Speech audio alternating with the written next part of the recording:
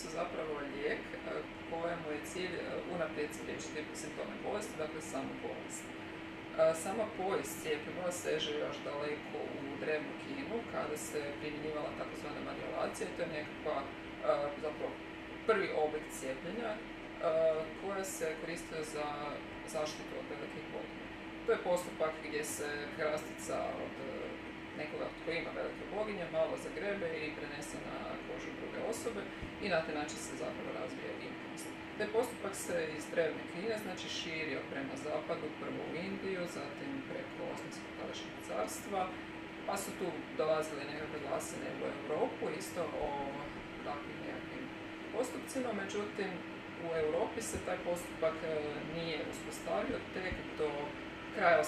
stoljeća, kada je engleski liječnik Edward Jenner spojio neke svoje spoznaje o kravljim boginjama i oko toga kako mljekarice koje muzu krave, dobe nekakve kraste po rukama kao te kravlje boginje, međutim ne oboljevaju od velikih boginja, imaju neku vrstu zaštite. On je spojio tu spoznaju i postupak variolacije i napravio je prvi oblik nekog suvremenijeg cjepiva, da tako kažem, gdje je zapravo radio variolaciju sa kravljim boginjama.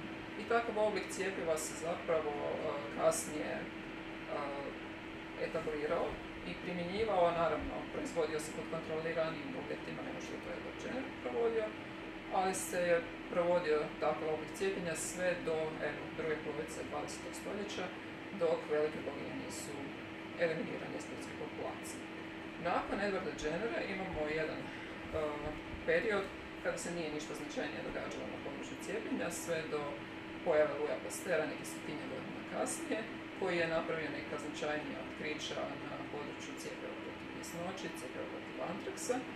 Nakon njega su se pojavila neka druga bakterijska cjepiva, dok se za cjepiva protiv virusnih bolesti se trebalo malo čekati razvoj nekih tehnologija kao što su elektronska mikroskopija i stanične kulture, koje su onda omogućile da se malo više sazna o tim virusima i da se napravi virusne cjepiva. Evo danas imamo velik broj zapravo virusnih cjepiva, samo da nabrojim neke koje su možda značajne. To su cjepiva protiv dječje paralize, protiv ospica, muksa, rubele, humanog papiloma virusa, gripe, pa evo unazad zadnje 2 godine svjedočimo pojavu cjepiva protiv COVID-a koji je izuzetno brzo razvijen.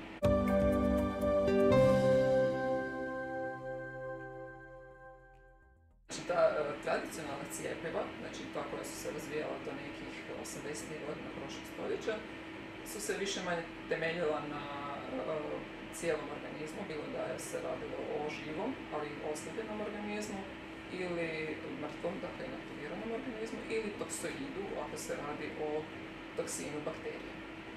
Današnje moderne cjepiva, ona koja su razvijena unazad 30 godina, se fokusiraju na jedan drugi princip, na više minimalistički princip, gdje se pokušavaju izdvojiti komponente patogena koje su odgovorne za imunost i na taj način se dobiju cjepiva koja su sigurnija, ne sadrže niti toksine, niti živi organizam, odnosno cijeli organizam, a i dalje su vrlo učinkovite.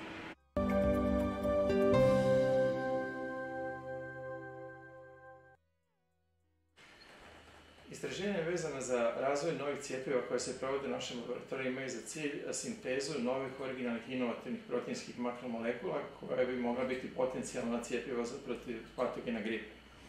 Virus gripe kao i drugi virusi sadrži više proteina. U našem istraživanju mi stavljamo fokus na proteine koji izgrađuju ovojnicu virusne čestice, zato jer te proteini dolaze u doticaj sa imunološkim sustavom i induciraju odgovarajući imunološki odgovor. Na tim proteinima postoje određena mjesta koje imunološki sustav prepoznaje.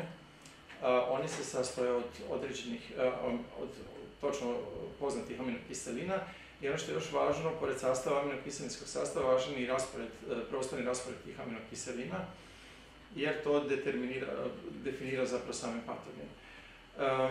U postupku osmišljavanja novog cjepiva vrlo je važno zapravo odabrati detektirati te epitope ili mjesta prepoznavanja i odlučiti zapravo u kojoj formi će se oni ugraditi nekakav inertni proteinski nosač što će rezultirati onda hibridnom proteinskom makromolekulom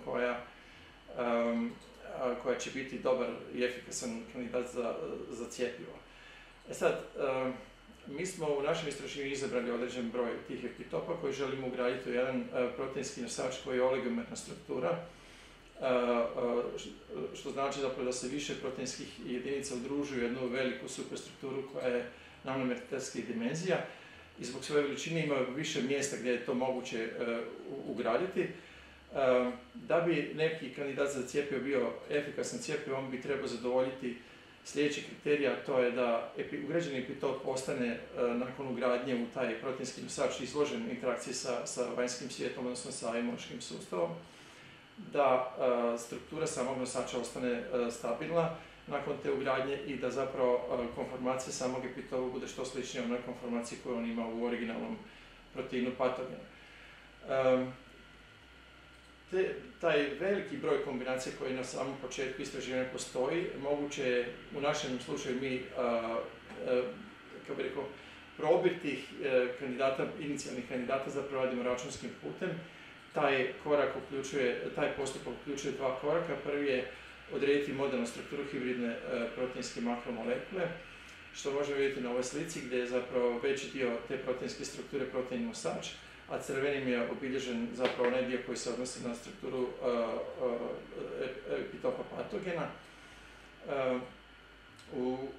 Znači, kad smo definirali modelnu strukturu, u sljedećem koraku je potrebno izvesti simulaciju prostornog gibanja te strukture, gdje onda analizom trajektorije gibanja je moguće zaključiti da li taj konstrukt koji smo inicijalno postavili zadovoljava kriterije da sami epitop ostane dostupan u interakciji sa imunološkim sustavom, da struktura nakon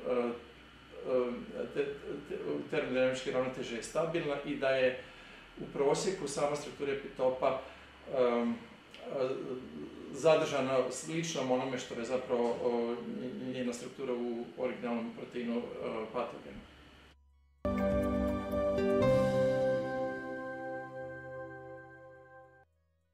Dakle, jednom kada su hibridne proteinske makromolekule kandidati za cjepivo sintetizirane u laboratoriju, pristupa se njihove karakterizacije trodimenzionalne strukture vezanim sustavom HPLC spektrometar masa.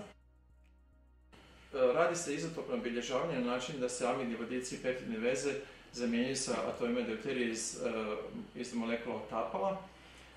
Ono što je važno ovdje reći jeste da su amidni vodici peptidne veze u polipeptidnom lancu ravnomjerno raspoređeni uz cijeli polipeptidni lanac, no međutim taj lanac on ima neku trodimenzionalnu strukturu gdje su zapravo amidni vodici u strukturi neki od njih sklonjeni u hidrofobnim džepovima, pa onda ne dolaze tako lako u doticaj sa molekulom otapalo, pa je izmjena na tim mjestima sporija, dok oni koji se nalaze na površini izmjenjuju vrlo brzo i zato što su izloženi interakciji sa otapalom. A danas sutra, ako su cjepivi izloženi interakciji sa imunološkim sustavom. Na taj način, zapravo prateći kinetiku te reakcije izmjene i lokalizirano na pojedinim mjestima, možemo zaključiti da li je neki dio molekule izložen i kakvu konformaciju on ima. Pogotovo mi se tu jasno fokusiramo na onaj dio koji pokriva sami epitop patogena i ako je njegova izmjena brza, onda zaključujemo da je on zapravo ostao nakon ugradnje izložen interakciji sa imunološkim sustavom, a još važnije od toga, ukoliko se usporedi krivulja izmjene sa krivuljom izmjene koju taj isti epitop ima u originalnom proteinu patogena, onda možemo zaključiti da je njegova konformacija vrlo slična onoj koju smo željeli postići. Takvi kandidati zapravo su onda dobri kandidati za cjepivo i oni mogu ići dalje u dalji postupak testiranja.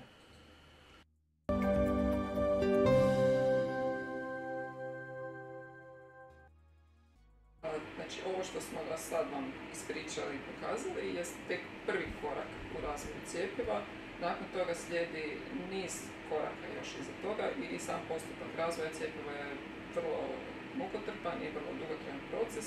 On traje najmanje 10 godina, pa sve do 15 godina, koliko može trajati dok neko cjepivo od razvoja ideje ne uđe u primjenu. Prvi korak koji bi slijedio sad nakon što mi napravimo tu svoju nano platformu, odnosno nanosač, je zapravo kombinacija i formulacija oblika koji će se kasnije testirati kao cjepivo. U prvom redu tu dolazi u pitanje dodatak adjuvanta, znači adjuvant je supstanca koja pojačava imunost i usmjerava je u određenom smjeru, ukoliko je potrebno. Nakon toga se, osim tih aktivnih supstanci, znači to je ta naša nanoplatforma i adjuvant, dodaju još neke tvari koje se zovu excipient koji ne potiču imunost, ali pomažu cjepivu da bude onako kako treba biti, znači održavaju pH, povećavaju topljivost, ionsku jakost, povećavaju stabilnost itd. I onda takva formulacija cjepiva ulazi u nekliničke i u klinička ispitivanja. Neklinička ispitivanja su prvi korak i to su ispitivanja koja se ne provode na ljudima, one se provode in vitro ili u animalnim modelima, in vivo ili ex vivo. Nakon što se potvrdi da je to cjepivo dobro u takvim nekliničkim ispitivanjima, slijede ispitivanja u klinici, odnosno klinička ispitivanja, to su ispitivanja na ljudima i postoji 4 faze takve ispitivanja. Prve 3 faze su prije samog odobrenja lijeka, a 4. je nakon. Svaka faza uključuje sve veći broj ljudi i samim tim se dobiva sve kvalitetna informacija o cjepivu i dobivateljnom lijeku. I sam proces nekliničkih i kliničkih ispitivanja nadgledaju regulatorne agencije koje se nalaze na nivou svake države. Kod nas je to Hrvatska agencija za lijekove i medicinske proizvode, na nivou Europske unije to je European Medicines Agency. Ono što puno ljudi zna je Američka Food and Drug Administration koja radi upravo isti taj postupak. Nakon što se završi 3. faza kliničkih ispitivanja, ukoliko sve bude u redu, cjepivo ulazi u upotrebu i tada započinje 4. faza kliničkih ispitivanja, koja je zapravo faza doživotnog motrenja tog lijeka, odnosno cjepiva. Ta faza nije ništa manje bitna od ove prethodne 3 faze, dapače ona je vrlo bitna jer uključuje veliki broj ljudi i uključuje ljudi koji su zapravo ciljana populacija.